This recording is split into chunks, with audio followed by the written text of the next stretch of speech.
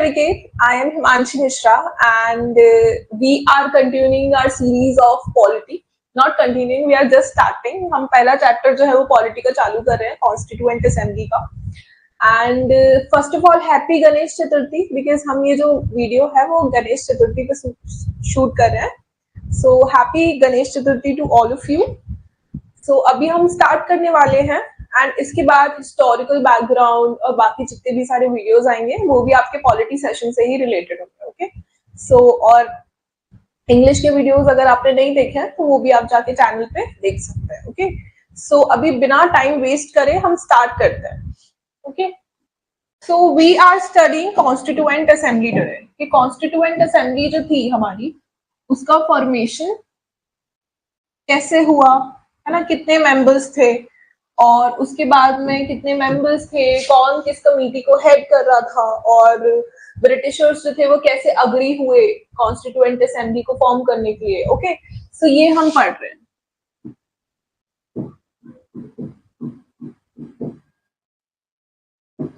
Constituent assembly. Okay, तो सबसे पहले 1934 में 1934 में जो एम.एन. रॉय थे और हम कह सकते हैं स्वराज पार्टी, इन दोनों के द्वारा डिमांड रखी गई कि अनऑफिशियली वी कैन से कि इन लोगों के द्वारा डिमांड रखी गई कि हम अपना कॉन्स्टिट्यूशन, अपना संविधान जो है वो खुद बनाना चाहते हैं. कब? 1934 में, इन 1934.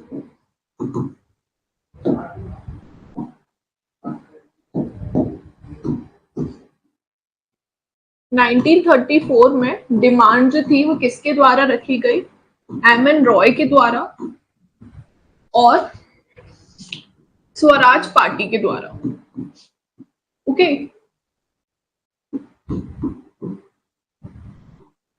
क्या कि हम अपना संविधान जो है वो खुद बनाना चाहते हैं और उसके लिए हमें अपनी खुद की कॉन्स्टिट्यूएंट असेंबली फॉर्म करने का आप मौका दो इलेक्शन के थ्रू. ओके, ये डिमांड जो थी इन दोनों के द्वारा रखी गई 1934 में.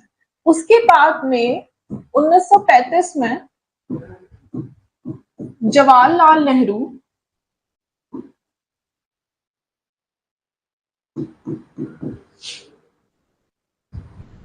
फ्रॉम इंडियन नेशनल कांग्रेस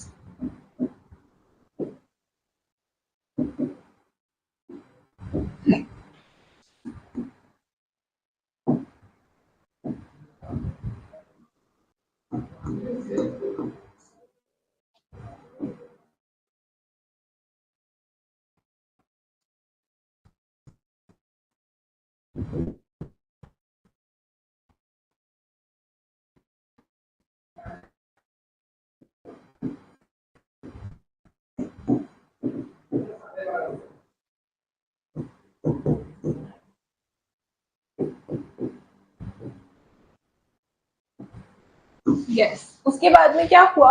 1934 में स्वराज पार्टी और एम.एन. रॉय, इन लोगों ने डिमांड किया फॉर द कॉन्स्टिट्यूएंट असेंबली. और फिर उसके बाद में 1935 में जवाहरलाल नेहरू, जो कि हमारे फर्स्ट प्राइम मिनिस्टर भी रहे हैं इंडिया के, उन्होंने ये डिमांड जो की किससे? ब्रिटिश उसके से कि हम अपनी कॉन्स्टिट्यूएंट असेंबली बनाना चाहते हैं और we want to make our own constitution. ये डिमांड उन्होंने इंडियन नेशनल कांग्रेस, जिस पार्टी से वो बिलोंग करते थे, उन्होंने ऑफिशियली डिमांड की कॉन्स्टिट्यूशन. उसके बाद बात आती है ब्रिटिशर्स जो थे वो राजी नहीं थे, क्योंकि ऑब्वियसली हम लोग उनकी कॉलोनी थे. They were ruling on us and हम जितने भी सारे उनकी इनकम थी ऑफिसर्स की, जितना भी सब कुछ था, they were doing it from our country. उसके पहले भी जितने भी सारे सीरीज ऑफ इवेंट्स हुए थे, हिस्टोरिकल बैकग्राउंड में मैं आपको सब कुछ बताऊंगी कि किस तरीके से उन्होंने जो ऑपरेशन हम लोगों के ऊपर किया था, एक अपना 200 साल का उन्होंने राज्य बना रखा था. तो obviously they were not ready to let us go, और वो नहीं चाहते थे कि जो हम लोग जो है उनके हाथ से जाएं. तो definitely they were not ready. Britishers नहीं चाहते थे कि हम अपना कॉन्स्टिट्यूशन खुद बनाएं. सो दे रिजेक्टेड द आइडिया. लेकिन उसके बाद 1939 में शुरू होती है world war second. So world war second के टाइम पे जो जर्मनी था, हिटलर था, उन्होंने अटैक किया ब्रिटिशर्स पे, एंड ब्रिटिशर्स के वॉर में लड़ते लड़ते रिसोर्सेस जितने भी थे वो धीरे धीरे करके पूरे डिप्लीट होने लगे, और उनकी जो फोर्स थी वो भी वहां पे लगी हुई थी। एंड उसके बाद में उन्होंने बोला 1939 में कि अच्छा चलो फिर वो कहीं ना कहीं मान गए, ठीक है, इसके लिए, क्योंकि क्यों मान गए, क्योंकि उनको इंडियंस की जरूरत थी, इंडियंस के रिसोर्सेज की जरूरत थी, और इंडियंस एज आर्मी की जरूरत थी उन्हें उस टाइम पे। तो इसीलिए कि उन्होंने बोला कि चलो ठीक है, हम आपको आपकी कॉन्स्टिट्यूएंट असेंबली बनाने देंगे और आपको आपका संविधान खुद बनाने देंगे। ओके, सो उसके लिए अगस्त ऑफर आता है। अगस्त ऑफर में उन्होंने बोला कि yes we will let you form your own constituent assembly, कि हम आपको आपकी असेंबली बनाने देंगे। ओके, लेकिन कुछ भी ऑफिशियली साइन नहीं हुआ था तब तक। ओके, सो क्या क्या हुआ 1935 में, Jawaharlal Nehru demanded for the constituent assembly. फिर 1939 में जब वर्ल्ड वॉर सेकेंड शुरू होती है,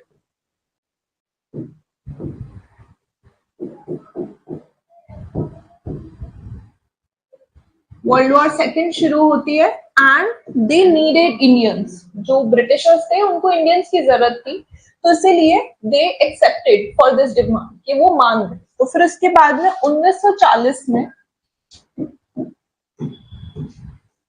1940 में आता है अगस्त ऑफर। ओके,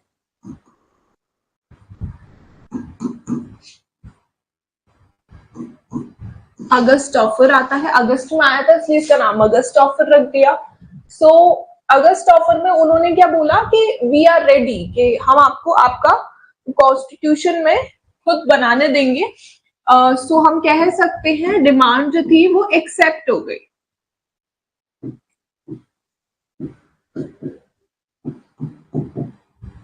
ब्रिटिशर्स जो थे उन्होंने स्वीकार लिया कि okay we will let you make your own constitution, your own constituent assembly, ठीक है।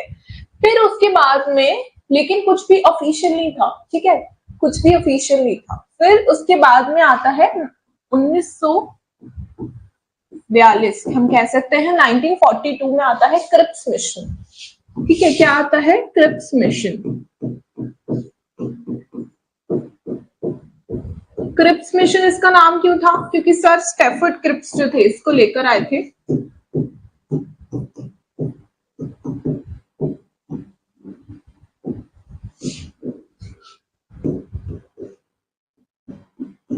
सर स्टेफर्ड क्रिप्स जो थे वो क्रिप्स मिशन को लेकर आए थे, और इसमें इन्होंने बोला कि एक यूनियन जो है इंडिया बनेगी उसकी सारी प्रोविंसेस के साथ में, और हम जो है आपको आपका खुद का नेशन भी बनाने देंगे, और इसमें इंडिया को अपना इंडिपेंडेंट स्टेटस जो है वो अचीव करने के लिए हम लोग आपकी हेल्प करेंगे। इसमें बोला गया क्रिप्स मिशन के अंदर कि ऑफिशियली मतलब उन्होंने एक्सेप्ट कर लिया कि अच्छा आप अपनी कॉन्स्टिट्यूएंट असेंबली भी बना लो और अपने आप कॉन्स्टिट्यूशन भी खुद बना सकते हो, है ना।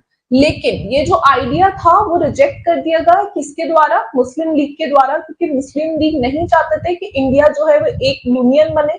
दे वांटेड टू ऑटोनॉमस कंट्रीज, वो चाहते थे कि इंडिया जो है वो दो हिस्सों में बटे और एक मुस्लिम नेशन हो and the other one should be India. Okay, they wanted for the division of the country. Okay, so इसीलिए मुस्लिम लीग जो थे उन्हें ये ऑफर जो था वो पसंद नहीं आया and they completely rejected it. Okay, फिर उसके बाद में गांधी जी भी थे, वो भी थोड़े नाराज हो गए इसके बाद में, he started the non cooperation movement, and जिससे कि हम लोगों को जल्दी आजादी मिले।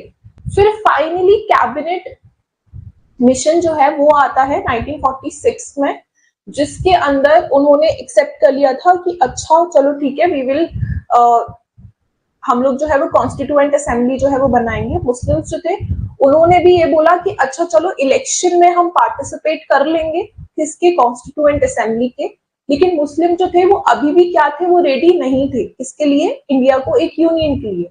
लेकिन उन्होंने असेंबली के इलेक्शन में पार्टिसिपेट करने के लिए क्यों राजी हुए? क्योंकि उन्हें लगा शायद कि अगर नंबर ऑफ सीट्स हमारी ज्यादा आ जाती हैं तो हम लोग मेजोरिटी में होंगे, फिर we will be able to have our own nation और हम रूल कर पाएंगे, ठीक है। Not rule, rule is not the correct word, and we will be in the power, you can say. Okay, so इसीलिए मुस्लिम्स जो थे वो मान रहे थे किसके लिए? कि कैबिनेट मिशन, वो सॉरी जो आपकी कॉन्स्टिट्यूएंट असेंबली के इलेक्शन होने वाले थे उसमें पार्टिसिपेट करने के लिए, ओके, वो मान गए थे, ठीक है। लेकिन प्रिंसली स्टेट्स जो थी, 73 प्रिंसली स्टेट्स की सीट्स थी, प्रिंसली स्टेट्स जो थे वो चुनाव में पार्टिसिपेट करने के लिए रेडी नहीं थे, लेकिन बाद में वो भी राजी हो गए थे, ओके। सो यहाँ तक अभी हम देखते हैं कि 1942 में क्या आया, क्रिप्स मिशन आया, सर स्टेफर्ड क्रिप्स इसको लेकर आए थे, और ये वाला जो मिशन था मुस्लिम लीग ने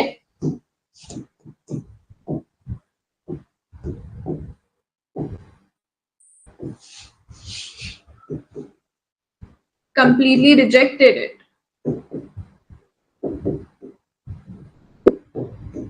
ठीक है, फिर उसके बाद में फाइनली 1946 में आता है cabinet mission plan.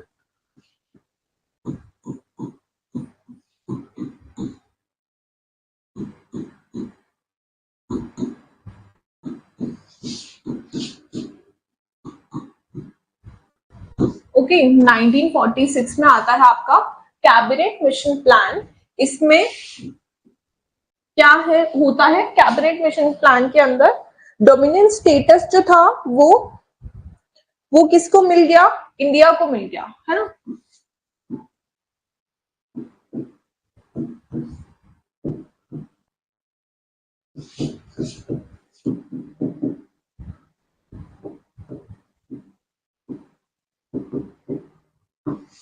Cabinet mission plan में डोमिनियन स्टेटस इंडिया को मिल गया था, और मुस्लिम्स जो थे वो भी राजी हो गए थे कि अच्छा चलो हम भी पार्टिसिपेट करेंगे इलेक्शन में।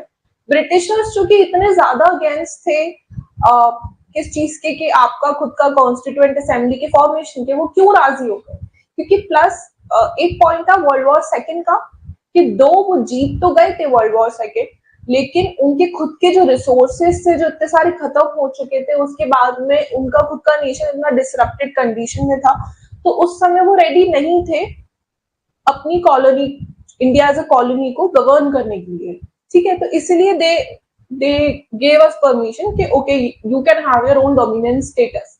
लेकिन अभी भी उन्होंने सिर्फ डोमिनियन स्टेटस ही हमको दिया है, उन्होंने हमको एज फ्री नहीं कर दिया, इंडिपेंडेंट नेशन डिक्लेयर नहीं किया है, ओके।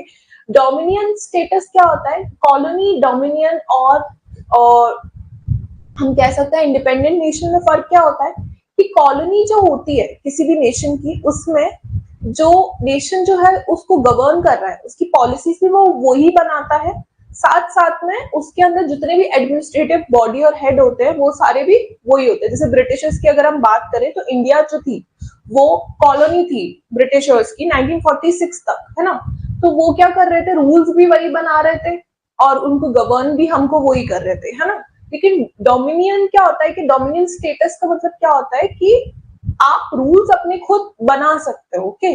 आपके ऊपर एक हेड है, आपको वो गवर्न कर रहा है, लेकिन आप रूल्स, प्रोसीजर्स ये सब आप खुद बनाओगे अपने नेशन के अंदर, जो कि इंडिया था डोमिनियन स्टेटस उसका 1946 से लेके 47 तक। और इंडिपेंडेंट नेशन क्या होता है कि जिसमें हेड भी कंट्री का ही है और रूल्स एंड रेगुलेशन भी कंट्री ही बना रही है। अगर कंट्री अपनी मर्जी से कॉमनवेल्थ नेशन के साथ में जुड़ती है और अपनी मर्जी से अगर वो चाहे तो उससे बाहर भी निकल सकती है, ये क्या होता है आपका, ये आपका होता है इंडिपेंडेंट नेशन का स्टेटस, ओके। सो इंडिया जो थी वो ब्रिटिशर्स की कॉलोनी थी, 40 हम कह सकते हैं 1700 के टाइम से, 17 सबसे पहले गवर्नर जनरल कब आए थे, गवर्नर जनरल ऑफ इंडिया जो थे वो चार्टर एक्ट के बाद बन गए थे, तो हम कह सकते हैं 17th सेंचुरी से लेके 19th सेंचुरी तक जो थी इंडिया, वो क्या थी, कॉलोनी थी ब्रिटिशर्स की 1946 तक।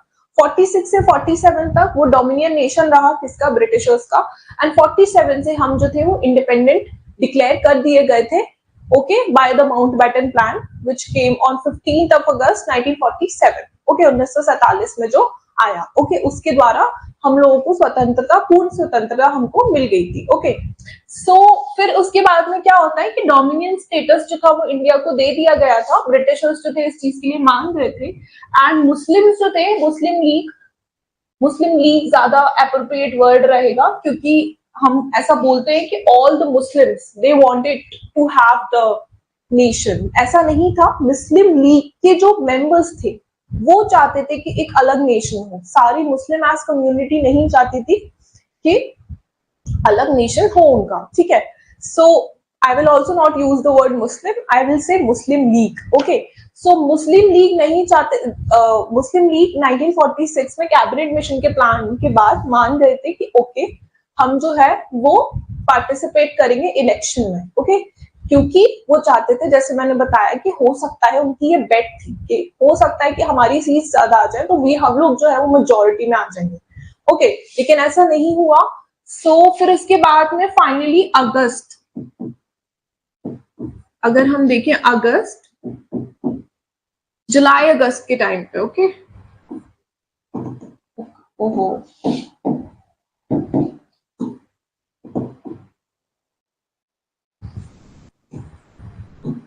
हाँ,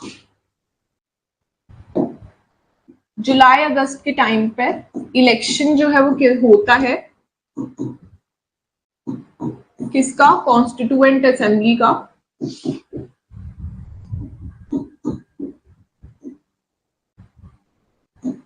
कॉन्स्टिट्यूएंट असेंबली का इलेक्शन होता है जुलाई और अगस्त में। अब देखो स्ट्रक्चर देखो क्या था, ठीक है। तो टोटल थे 389 सीट्स, 389 टोटल सीट्स थी, ठीक है।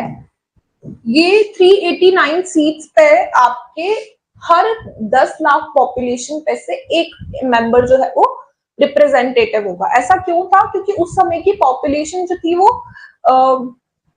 389 करोड़ की थी। तो पॉपुलेशन में हम शुरू से ही आगे रहे हैं, तो 389 करोड़ हम कह सकते हैं was the population, 389 crore was the population of our country. So उस टाइम पे हर किस में से, हर 10 लाख लोगों में से एक रिप्रेजेंटेटिव जो है वो आपका होगा, ऐसा उन्होंने बोला था, ठीक है। 10 लाख में से एक रिप्रेजेंटेटिव, इसीलिए 389 सीट्स थी, जिसमें से कि 290 सीट्स जो थी वो ब्रिटिश इंडिया, जो इंडियन के जो रिप्रेजेंटेटिव्स थे उनके लिए थी, और 73 सीट्स जो थी वो किसके लिए रिजर्व थी, वो थी प्रिंसली स्टेट्स, जो राजा रजवाड़े थे उस टाइम पे उनके लिए रिजर्व थी, ओके। कि वो अपना खुद का एक मेंबर चुनेंगे और वो आके जो है वो इलेक्शन जो है उस चीज के लिए, सीट के लिए लड़ेगा, ओके। 296 में से 292 सीट्स जो थी वो कहां पे होंगी, 11 गवर्नर प्रोविंसेस जो है उसमें से लोग आएंगे,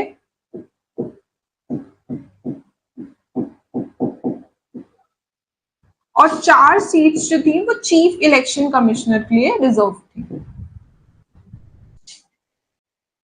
okay. 4 seats were reserve for the chief commissioner, election commissioner बोल रही हूँ, chief commissioner, okay, chief commissioner के थी, ओके। तो ये जो था वो क्या स्ट्रक्चर था हमारा कि 389 सीट्स टोटल थी, उसमें से कि हर 10 लाख पॉपुलेशन में से एक रिप्रेजेंटेटिव जो है वो आएगा, ओके।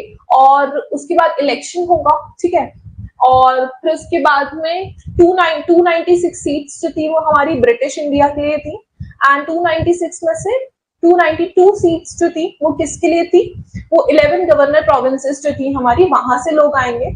4 सीट्स जो थी वो चीफ कमिश्नर के लिए रिजर्व थी, 73 सीट्स जो थी वो प्रिंसली स्टेट्स के लोगों के लिए रिजर्व थी, ठीक है।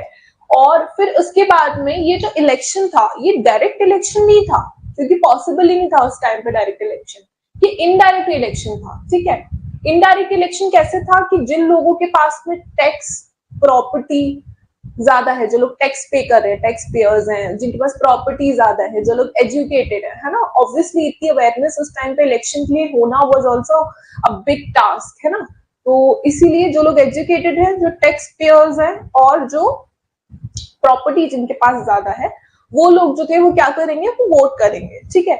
ये जो था वो क्राइटेरिया था इलेक्शन का। तो ये डायरेक्ट इलेक्शन तो नहीं हुआ, ये इनडायरेक्ट इलेक्शन था, ओके। सो इलेक्शन, ये क्वेश्चन काफी पूछा जाता है कि क्या इलेक्शन जो था वो अडल्ट सफरेज के बेस पे बेस्ड था, तो नहीं था, okay. It was an indirect election, okay. ये इनडायरेक्ट इलेक्शन था, ये आपको बात याद रखनी है, ओके। तो ये चीज हम याद रखेंगे कि ये क्या था, इनडायरेक्ट इलेक्शन था, डायरेक्ट चुनाव नहीं हुआ था, ठीक है। फिर उसके बाद में जब जुलाई अगस्त में इलेक्शन होते हैं तो कांग्रेस की कितनी सीट्स आई थी? कांग्रेस की आती है 208 सीट्स और मुस्लिम लीग जो थी उनकी 73 सीट से वो लोग जीते थे।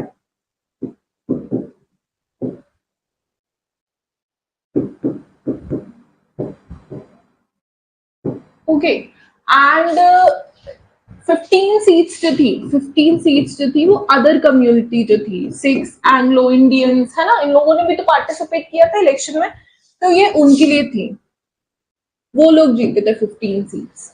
और इनिशियली जो प्रिंसली स्टेट्स थी उन्होंने पार्टिसिपेट नहीं किया था, लेकिन 27 अगस्त 1946 1946 को प्रिंसली स्टेट जो थे वो भी आ गए थे यहाँ पे, ठीक है।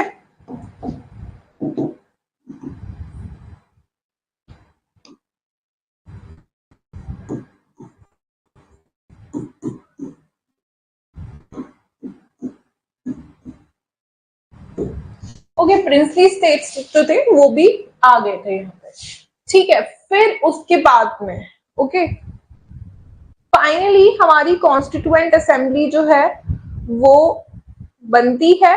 फर्स्ट मीटिंग जो थी वो कॉन्स्टिट्यूएंट असेंबली की कब हुई थी? फर्स्ट मीटिंग हुई थी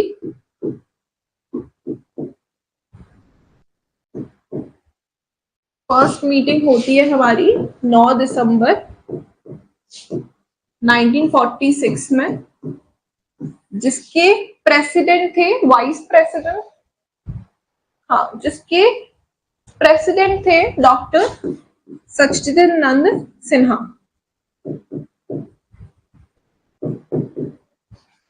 इनका नाम याद रखना आप, ये भी क्वेश्चन पूछा जाता है, डॉक्टर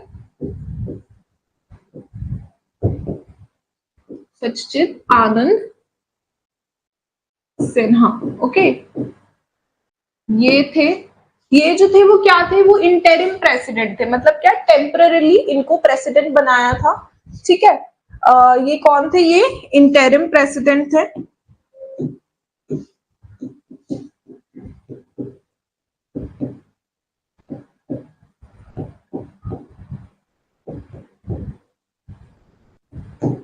इंटरिम प्रेसिडेंट थे ये।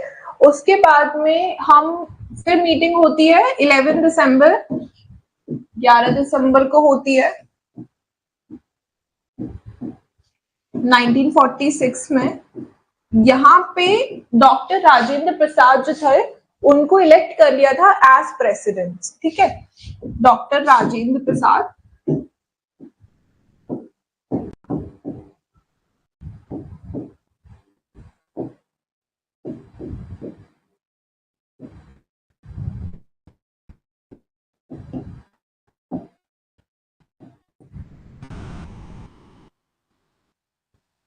ठीक है, ये होता है, ठीक है। उसके बाद में ये होने के बाद में पूरे कितना समय लगा हमें पूरा अपना कॉन्स्टिट्यूशन बनाने के लिए, तो ये भी आपको याद रखना है कि पूरा संविधान बनाने के लिए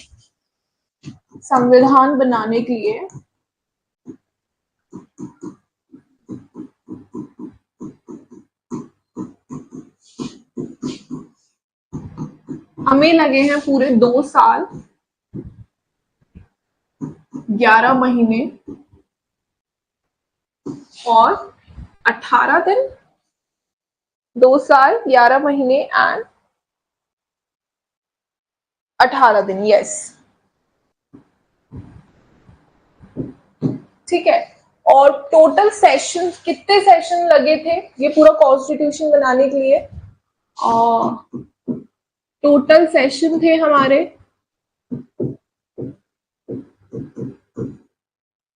11, ठीक है। उसके बाद में जो लास्ट दिन उन्होंने साइन किया था वो वाला सेशन में अगर हम काउंट करें तो टोटल सेशन से हमारे 12, ओके ओके। उसके बाद में हम देखते हैं कि 26 नवंबर 26 नवंबर 49 से हमने क्या किया था, हमारा कॉन्स्टिट्यूशन जो था वो एनैक्ट हो गया था और कुछ प्रोविजंस जो थे कॉन्स्टिट्यूशन के वो उसी समय लागू भी हो गए थे। ओके, लेकिन इसीलिए जो हमारा प्री एम्बल है उसमें क्या बोलते हैं हम, we the people of India do hereby enact on this 26 November 1949 do hereby adopt an act and give to ourselves this constitution। okay, ऐसा बोला जाता है इसमें। ठीक है, क्यों? क्योंकि 26 नवंबर 1949 को हमने जो था अपना कॉन्स्टिट्यूशन उसे अनैक्ट कर लिया था। लेकिन फोर्स में कब आया? वो फोर्स में आता है 26 जनवरी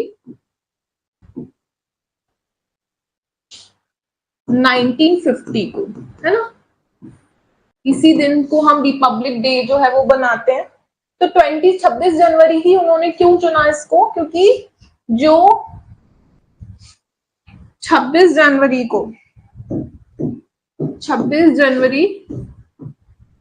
1930 को जो इंडियन नेशनल कांग्रेस जो थी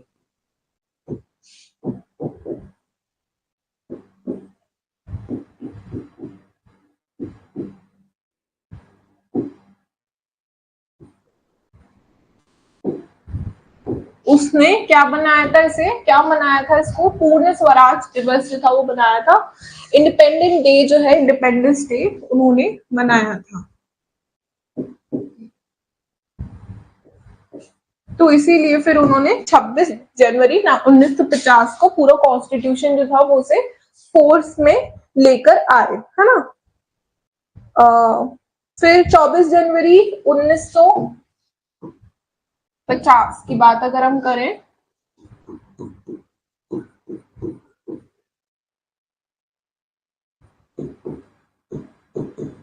चौबीस जनवरी 1950 की बात करें तो कॉन्स्टिट्यूएंट असेंबली जो थी वो मिली थी और सबने साइन किए थे।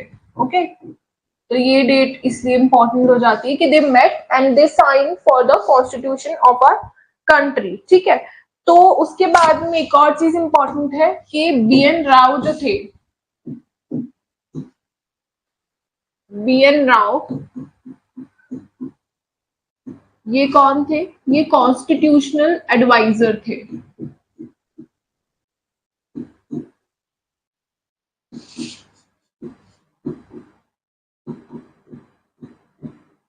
ये कॉन्स्टिट्यूशनल एडवाइजर थे बी.एन. राव। और फिर उसके बाद में अगर हम बात करते हैं किसकी, कितनी महिला जो थी वो कॉन्स्टिट्यूएंट असेंबली में थी, तो 15 महिलाएं थी।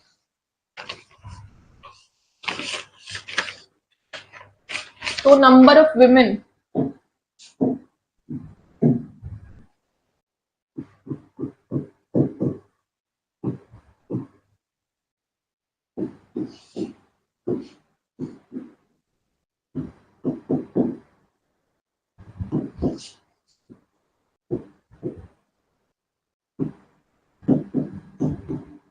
पंद्रह थी।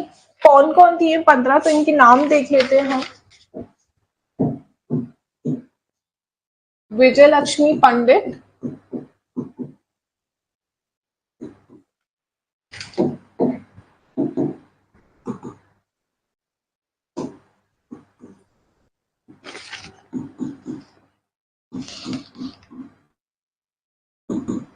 ठीक है, राजकुमारी अमृत कौर,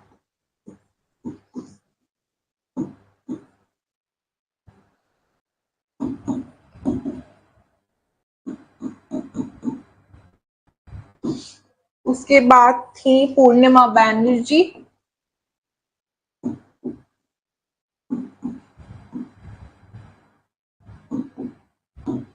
ओके, फिर थी दुर्गाबाई,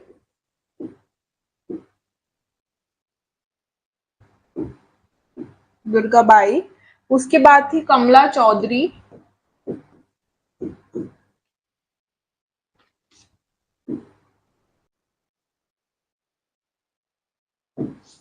ठीक है, फिर थी मालती चौधरी,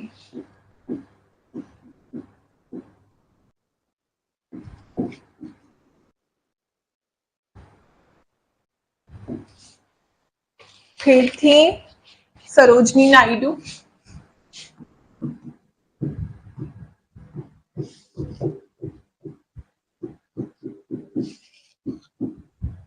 सुचिता कृपलानी,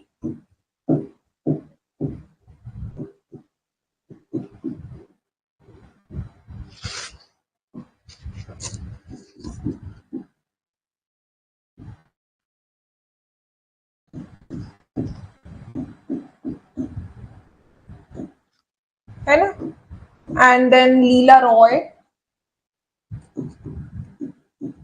हंसा मेहता,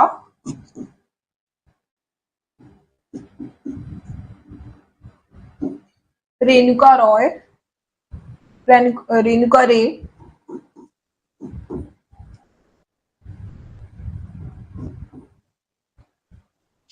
देन दक्षानी वेलुइदम,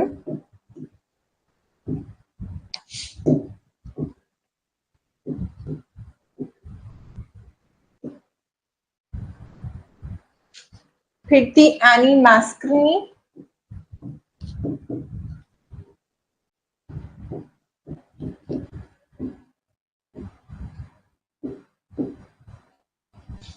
और बेगम एजाज रसूल,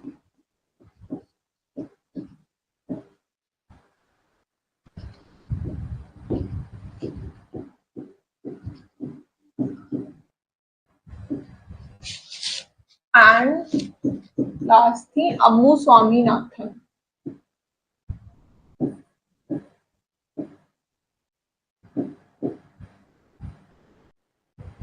ओके, इतनी महिलाएं जो थी वो थी किसमें, कॉन्स्टिट्यूएंट असेंबली में। विजयलक्ष्मी पंडित, राजकुमारी अमृत कौर, पूर्णिमा बैनर्जी, दुर्गा बाई, कमला चौधरी, मालती चौधरी, सरोजनी नायडू, सुचिता कृपलानी, लीला रॉय, हंसा मेहता, रेणुका रॉय रे, दक्षानी वेलुदनम एंड एनी मैस्क्रिनी, बेगम एजाज रसूल एंड अम्मू स्वामीनाथन। ओके, इतनी महिलाएं थी, 15 महिलाएं थी किसके अंदर, कॉन्स्टिट्यूएंट असेंबली के अंदर, है ना। फिर उसके बाद में हमारी इंटरिम गवर्नमेंट जो थी, इंटरिम गवर्नमेंट बनती है कब, सितंबर 1946 को, 1946 को बनती है ना। एंड 26 अक्टूबर 1946 को फाइनली जो थे 5 मेंबर जो थे मुस्लिम लीग के, उन्होंने भी इंटरिम गवर्नमेंट को ज्वाइन किया था। ठीक है, तो कब बनती है इंटरिम गवर्नमेंट, बनती है हमारी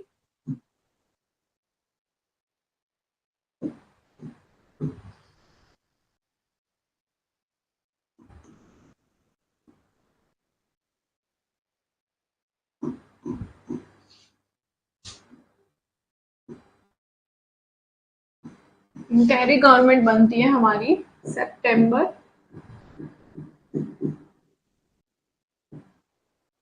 1946 को, है ना।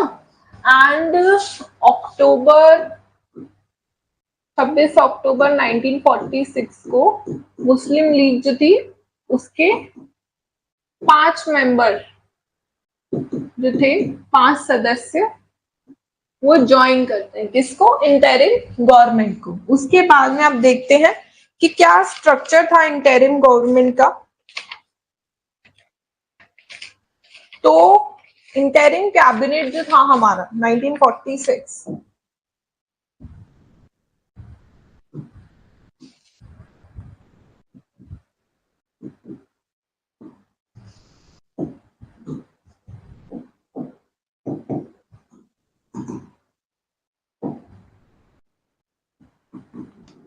इंटरिम कैबिनेट जो था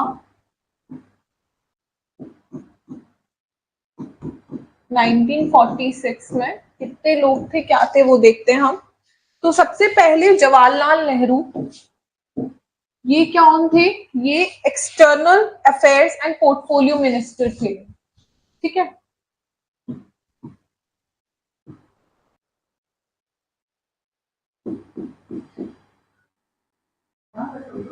ठीक है, ये कौन थे, ये external affairs and portfolio minister थे। ओके, फिर उसके बाद में आते हैं सरदार वल्लभ भाई पटेल।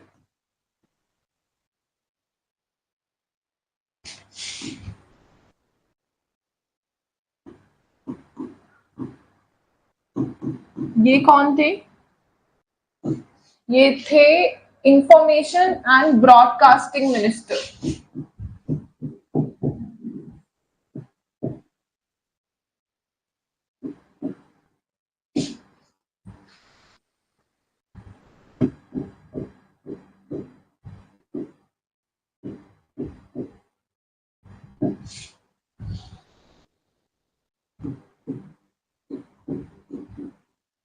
ओके, फिर है फूड एंड एग्रीकल्चर मिनिस्टर थे डॉक्टर राजेंद्र प्रसाद।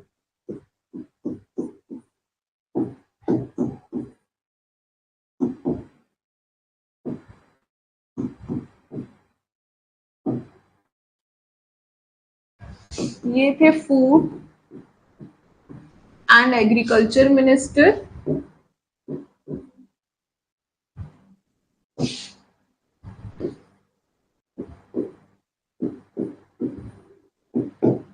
ठीक है, फिर उसके बाद में डॉक्टर जॉन मथाई।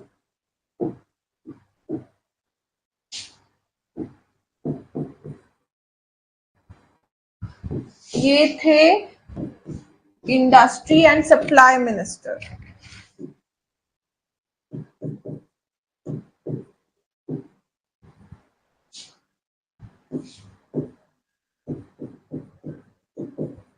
ओके, फिर उसके बाद में जगजीवन राम।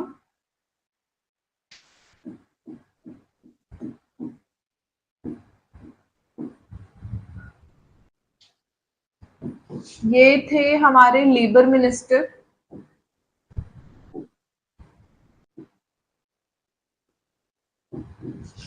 फिर आते हैं सरदार बलदेव सिंह।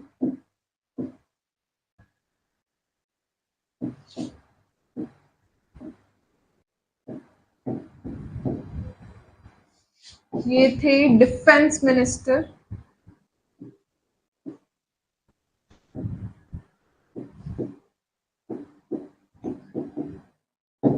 ओके, फिर उसके बाद में आते हैं CH भाभा।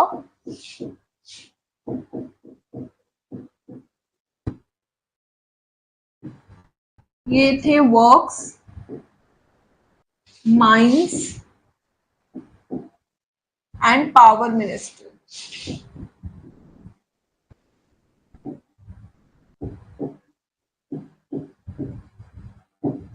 ओके, फिर उसके बाद में लियाकत अली खान।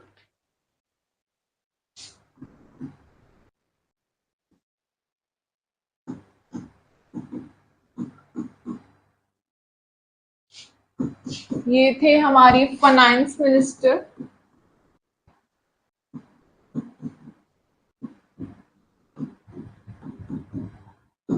ठीक है, एंड अब्दुल रब निश्तार।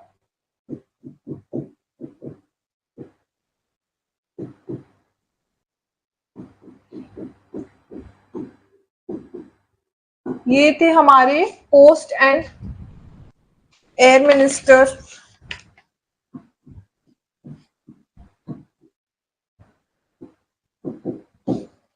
फिर Asaf Ali.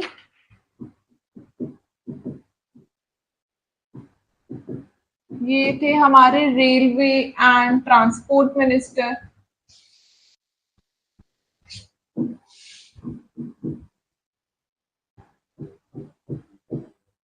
Okay, then C Rajagopalachari.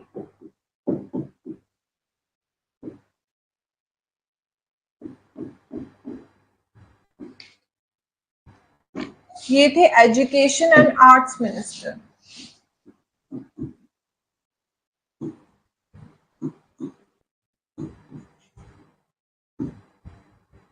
Okay, then I Chandigarh.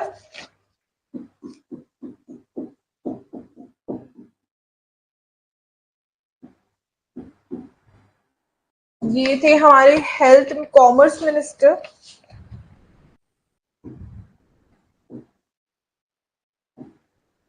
ठीक है, देन थे गजनफर अली खान।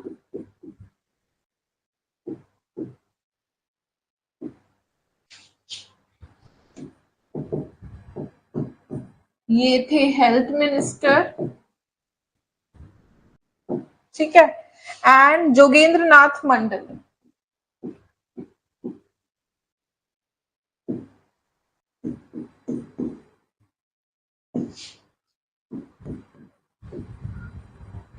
ये कौन थे? ये थे लॉ मिनिस्टर।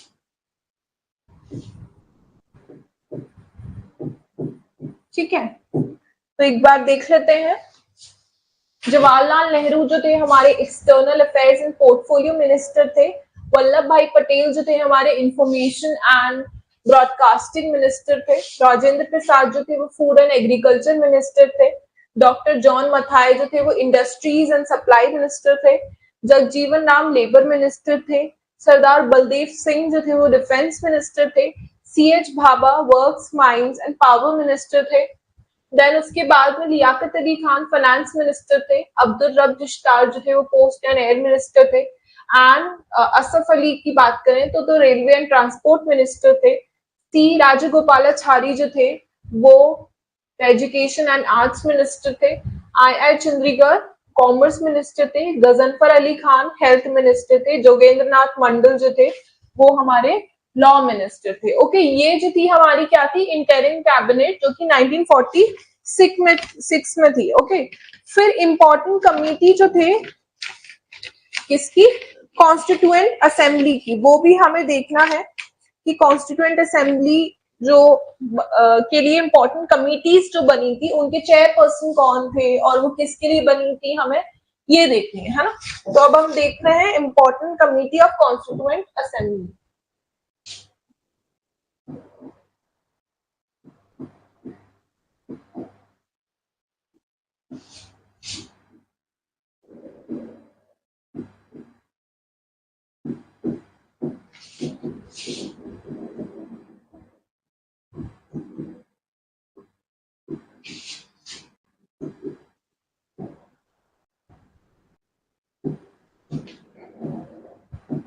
ओके, तो सबसे पहले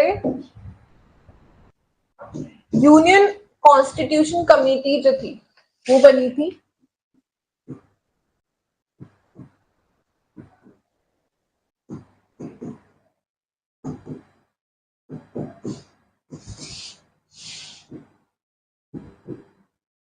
इसके चेयरपर्सन थे Jawaharlal Nehru.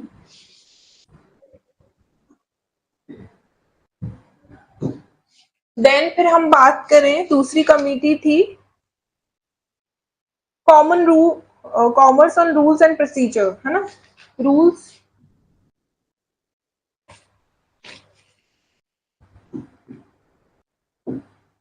Committee on rules and procedure.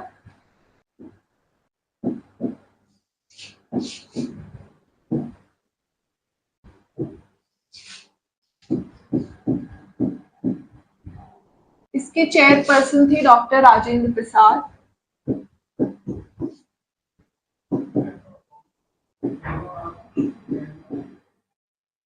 Okay, then फिर हम इसकी बात करें, ड्राफ्टिंग कमेटी थी।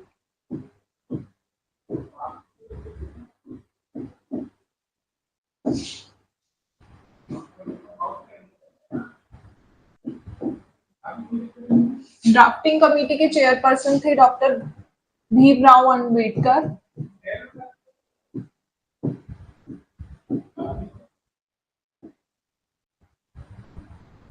ठीक है, फिर उसके बाद में हम बात करते हैं एडवाइजरी कमेटी जो थी for fundamental rights minority and tribes, है ना। एडवाइजरी कमेटी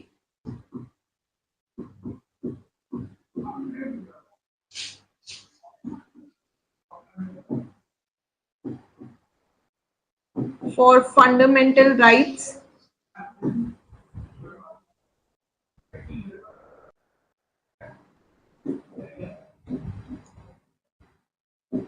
और फंडामेंटल राइट्स के बाद में minorities and tribes, excluded reason,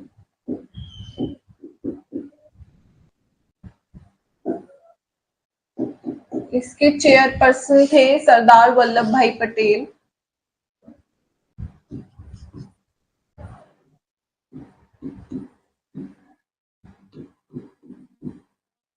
okay, फिर उसके बाद में हमारी थी फंडामेंटल राइट्स की सब कमेटी।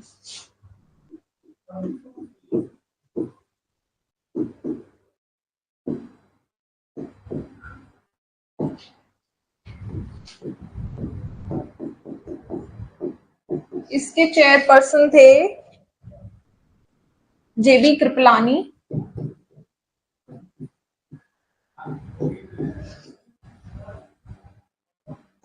ओके, फिर उसके बाद में माइनॉरिटी सब कमेटी थी।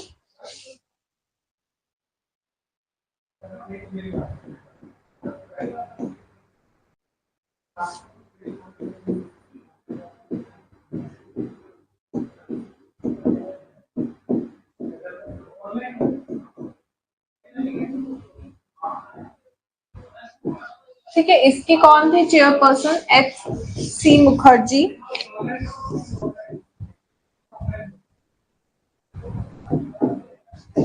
ठीक है, फिर उसके बाद में प्रोविंशियल कॉन्स्टिट्यूशन कमेटी थी।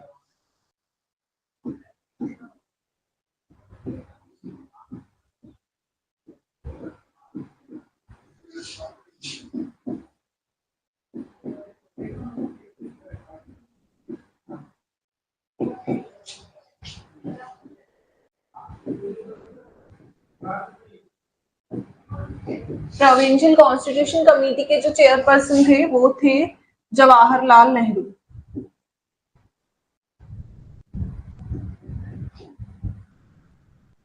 ओके, सो ये सब थी हमारी इंपॉर्टेंट कमिटीज और इसके कॉन्स्टिट्यूएंट असेंबली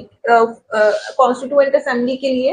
तो सबसे पहले थी यूनियन कॉन्स्टिट्यूशन कमेटी। इसके चेयरपर्सन थे जवाहरलाल नेहरू एंड कमेटी थी रूल्स ऑफ प्रोसीजर की, डॉक्टर राजेंद्र प्रसाद थे इसके चेयरपर्सन। ड्राफ्टिंग कमेटी थी किसके लिए? कॉन्स्टिट्यूशन के लिए। उसके चेयरपर्सन थे डॉक्टर बी.आर. अम्बेडकर। आपने एक चीज नोटिस की होगी कि आप यहाँ पे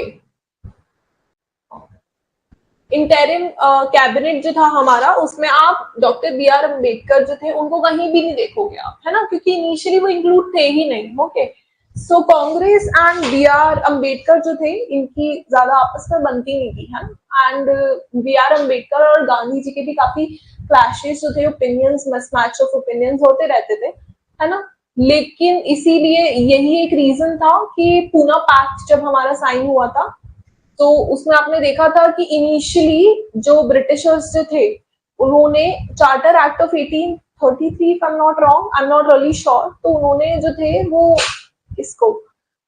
जो थे वो डिप्राइव्ड क्लासेस को भी क्या देना चाहते थे? रिजर्वेशन देना चाहते थे। ठीक है, किसके अंदर?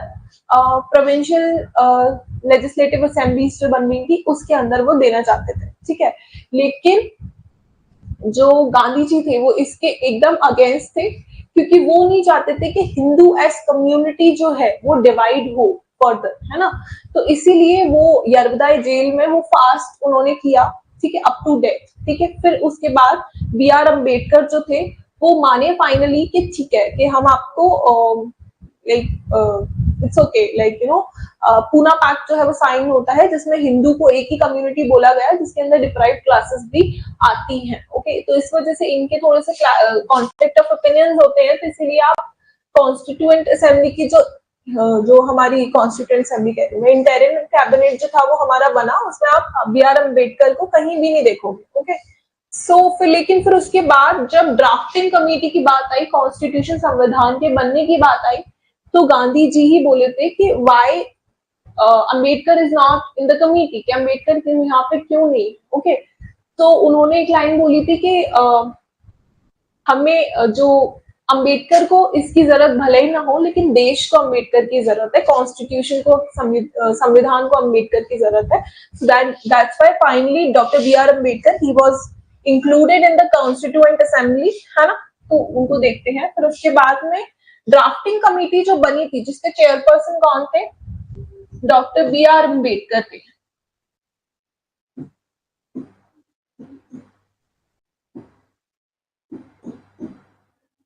ड्राफ्टिंग कमेटी के चेयरपर्सन थे डॉक्टर बी आर अम्बेडकर, है ना।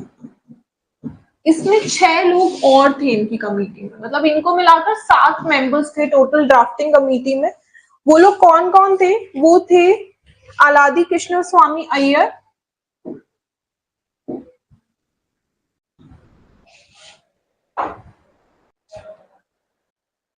कौन कौन थे, सबसे पहले थे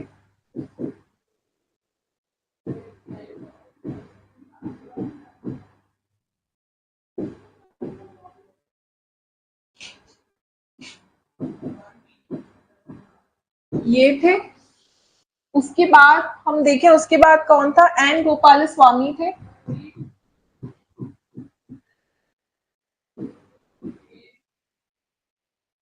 ठीक है, उसके बाद में के एम मुंशी थे।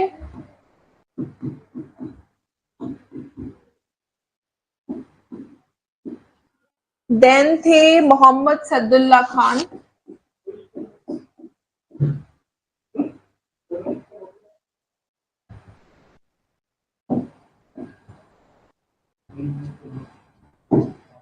देन बी एल मिटर थे।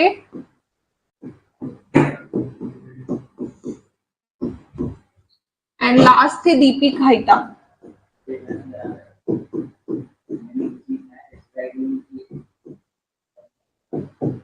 दीपी खाइता की अनफॉर्चुनेटली डेथ हो गई थी, तो उनको रिप्लेस कर दिया था टीटी कृष्णा मचारी ने। ओके, इनकी डेथ हो गई थी और इन्हें रिप्लेस कर दिया था टीटी कृष्णमाचारी ने।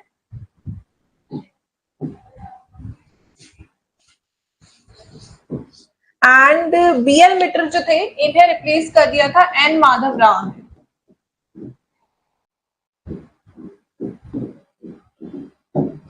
ओके, इन्हें रिप्लेस कर दिया था एन माधव राव में। ठीक है, फिर उसके बाद में एक अधॉक कमेटी और बनी थी, इसके लिए फ्लैग जो हमारा बना है इतना सुंदर, उसके लिए अधॉक कमेटी बनाई थी नेशनल फ्लैग के लिए।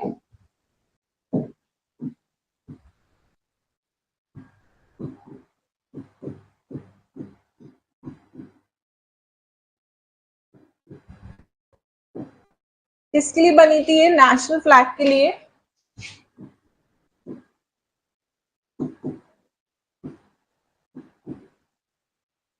ये बनी थी 23 जून 1947 में। इसके जो चेयरपर्सन थे वो थे डॉक्टर राजेंद्र प्रसाद।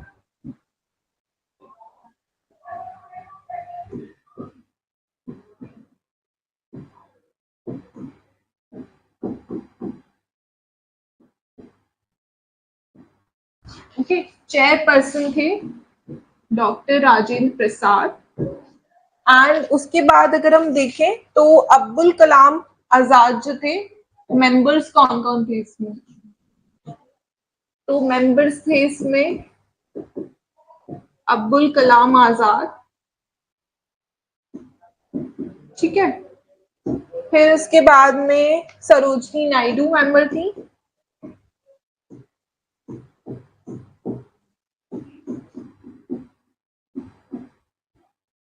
देन सी गोराजा गोपालाचारी थे।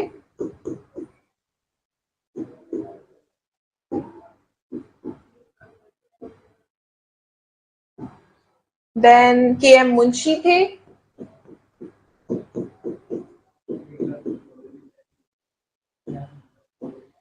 और बी आर अम्बेडकर।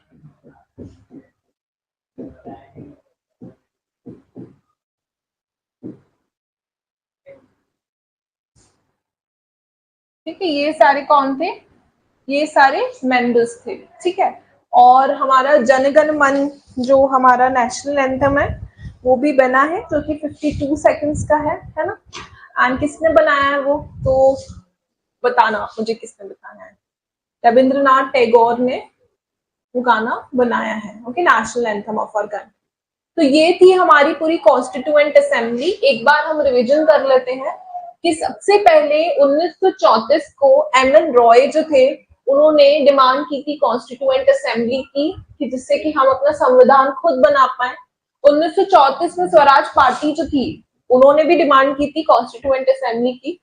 फिर ऑफिशियली 1935 में जवाहरलाल नेहरू जो थे उन्होंने इंडियन नेशनल कांग्रेस जिस पार्टी से वो बिलोंग करते थे वहां से उन्होंने डिमांड की कॉन्स्टिट्यूएंट असेंबली की अपना संविधान खुद बनाने के लिए। फिर ब्रिटिशर्स जो थे वो राजी नहीं थे, क्यों? क्योंकि वो नहीं चाहते थे कि इंडिया हम उनके हाथ से जाए, कॉलोनी उनके हाथ से जाए। तो लेकिन 1939 में वर्ल्ड वॉर सेकंड शुरू हो जाती है। फिर ब्रिटिशर्स जो थे वो एक तरीके से मजबूर थे, क्यों? क्योंकि उनको हमारी जरूरत थी, इंडियन आर्मी की जरूरत थी, ब्रिटिश इंडियन आर्मी उस टाइम पे जो थी, हमारे लोगों की जरूरत थी, हमारे रिसोर्सेस की जरूरत थी। तो वो तैयार हो गए कि ठीक है हम आपको आपकी कॉन्स्टिट्यूएंट असेंबली जो है वो बनाने देंगे। तो इसी के उपलक्ष्य में आता है अगस्त ऑफर आता है 1940 में आता है, लेकिन ये कोई ऑफिशियल नोटिफिकेशन नहीं था हमारी कॉन्स्टिट्यूएंट असेंबली के लिए, it was an unofficial notice. फिर लेकिन फाइनली 1942 में क्रिप्स मिशन आता है जो कि सर स्टेफर्ड क्रिप्स लेकर आते हैं। तो उन्होंने बोला था कि एक यूनियन जो है वो इंडिया बनेगी अपनी सारी प्रोविंसेस के साथ में, लेकिन मुस्लिम लीग जो थी वो इसके लिए तैयार नहीं थी, तो उन्होंने कंप्लीटली इस चीज के बारे में रिजेक्ट कर दिया था। फिर उसके बाद में हम देखें तो 1946 में फाइनली कैबिनेट मिशन प्लान के थ्रू हमें हमारा डोमिनियन स्टेटस जो है वो मिलता है। डोमिनियन क्या होता है वो मैंने आपको पहले वीडियो में बताया है। तो वो हमें मिलता है स्टेटस अपना कि हमें हमारी कॉन्स्टिट्यूएंट असेंबली खुद बनाने का मौका मिलता है। मुस्लिम लीग जो है वो भी इलेक्शन के लिए तैयार हो जाते हैं। फिर जुलाई अगस्त में इलेक्शन होते हैं, 389 टोटल मेंबर्स होते हैं एंड 10 लाख पर पॉपुलेशन, हर एक मेंबर 10 लाख पॉपुलेशन को रिप्रेजेंटेटिव जो है वो आता है ऐसे।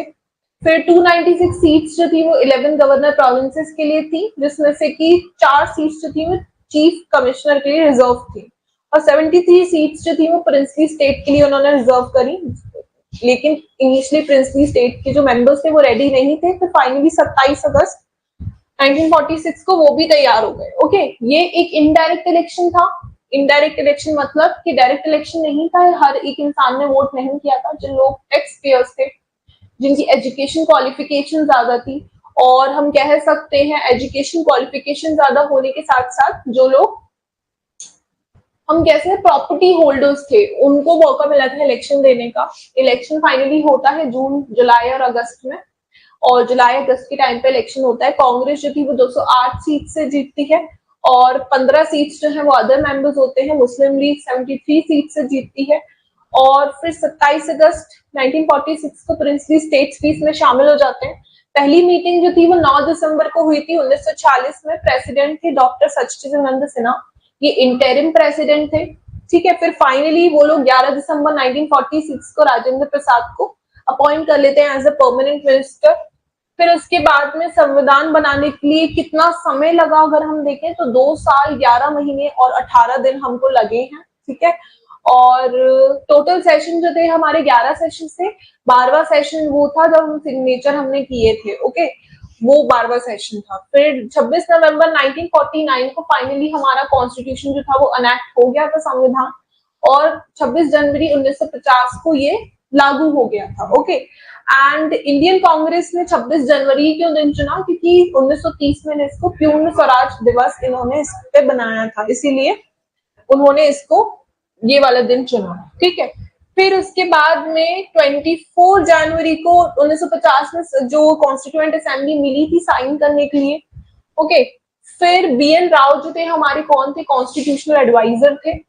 नंबर ऑफ विमेन, कितनी औरतें महिलाएं जो थी वो थी कॉन्स्टिट्यूएंट असेंबली में, तो टोटल 15 महिलाएं थी। विजय Lakshmi Pandit, Rajkumari Amrit Kaur, Purnima Banerjee and Durga Bai, Kamla Chaudhary, Malati Chaudhary, Sarojini Naidu, Sucheta Kripalani, Leela Roy, Hansa Mehta, Renuka Ray, Dakshayani Velayudhan and Annie Mascarene, Begum Aizaz Rasul and Ammu Swaminathan. ये 15 महिलाएं थी इसके अंदर। फिर हम देखें तो इंटरिम गवर्नमेंट जो है वो फाइनली बनती है सितंबर 1940 में, और 26 अक्टूबर 1940 में मुस्लिम लीग के 5 मेंबर जो थे वो भी इंटरिम गवर्नमेंट के अंदर उन्होंने ज्वाइन किया था। जवाहरलाल नेहरू जो थे वो external affairs and portfolio minister थे। सरदार वल्लभ भाई पटेल जो थे वो इंफॉर्मेशन एंड ब्रॉडकास्टिंग मिनिस्टर थे। डॉक्टर राजेंद्र प्रसाद जो थे वो फूड एंड एग्रीकल्चर मिनिस्टर थे। जॉन मथाई जो थे वो इंडस्ट्रीज एंड सप्लाई मिनिस्टर थे। जगजीवन राम जो थे वो हमारे लेबर मिनिस्टर थे। सरदार बलदेव सिंह जो थे वो डिफेंस मिनिस्टर थे। सीएच भाभा जो थे वो works mine and power minister थे। उसके बाद में लियाकत अली खान जो थे वो हमारे फाइनेंस मिनिस्टर थे। अब्दुल रब रिश्ता पोर्ट्स एंड एयर मिनिस्टर थे। असफ अली जो थे वो हमारे रेलवे एंड ट्रांसपोर्ट मिनिस्टर थे।